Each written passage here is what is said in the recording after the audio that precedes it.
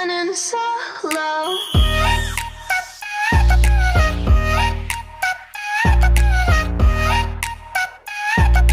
Bitch, running so low. I'm going so low, low, low, low, low, low. I'm going so. Sebelum memulai pembelajaran pada pagi hari ini, kita siapkan hati dan pikiran kita untuk berdoa. Mari kita berdoa. Bapa kami yang ada di surga, dimuliakanlah namamu. Datanglah kerajaanmu, jadilah kehendakmu di atas bumi seperti di dalam surga. Berilah kami rejeki pada hari ini, dan ampunilah kesalahan kami, seperti kami pun mengampuni yang bersalah pada kami. Dan janganlah masukkan kami ke dalam pencobaan,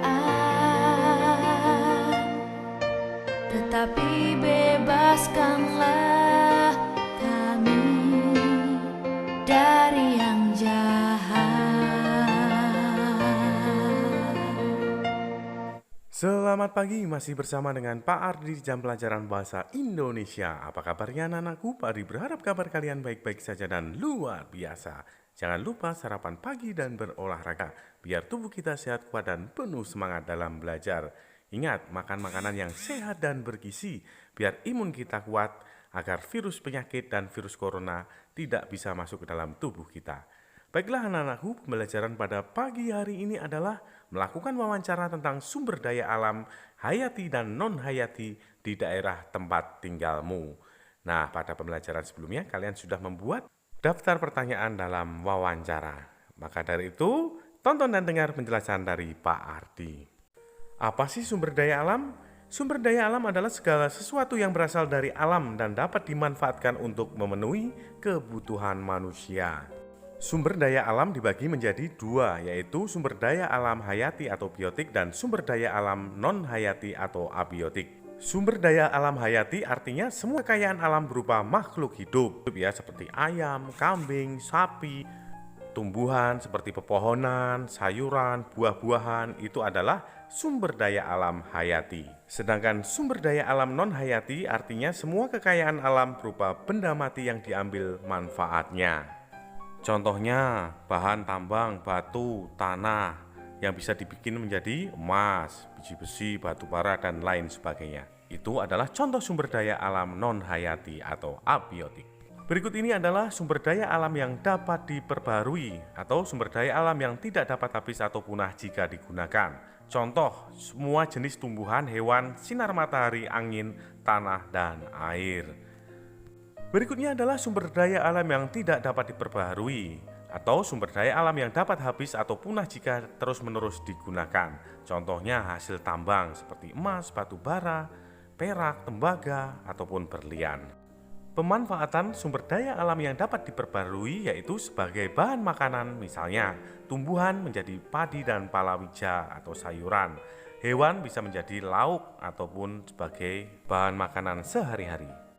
Pemanfaatan sumber daya alam yang dapat diperbarui bisa juga sebagai pembangkit listrik, misalnya cahaya matahari dengan sistem tata surya, angin, uap air dapat dimanfaatkan sebagai sumber tenaga pembangkit listrik. Selanjutnya bisa juga dijadikan bahan kosmetik, misalnya bahan herbal sebagai jahe dan daun cangkang binatang laut untuk ikan bahan baku sebagai kosmetik. Atau bisa juga dijadikan sebagai bahan baku pembuatan pakaian yang kalian pakai sehari-hari itu ya. Sedangkan sumber daya alam yang tidak dapat diperbarui adalah sebagai bahan bakar minyak bumi. Misalnya pengolahan minyak bumi menjadi aftur atau bahan bakar pesawat, bahan bakar motor, mobil, dan lain sebagainya. Selanjutnya, sumber daya alam yang tidak dapat diperbarui bisa jadikan sebagai bahan pembuat peralatan, misal besi, tembaga, nikel, logam, dan lain sebagainya. atau bisa juga dijadikan sebagai pembuat perhiasan seperti emas, perak, berlian, dan lain sebagainya. Baiklah anak-anakku, berikut ini adalah langkah-langkah membuat laporan wawancara. Kalian harus menuliskan waktu dan tempat kejadian. Lihat di contoh, ada hari tanggal Sabtu, waktunya pukul berapa sampai jam berapa, tempatnya di rumah kalau atau di sekolah. Nah setelah itu kalian tuliskan laporan hasil wawancara, contohnya narasumbernya, pewawancaranya siapa. Lalu hasil laporan wawancara itu yang kalian tulis itu pertanyaan dan jawaban, itu laporan hasil wawancara. Setelah itu baru kalian buatlah kesimpulan. Di situ kalian lihat contohnya. Kesimpulan tidak usah terlalu banyak, singkat, padat, dan jelas.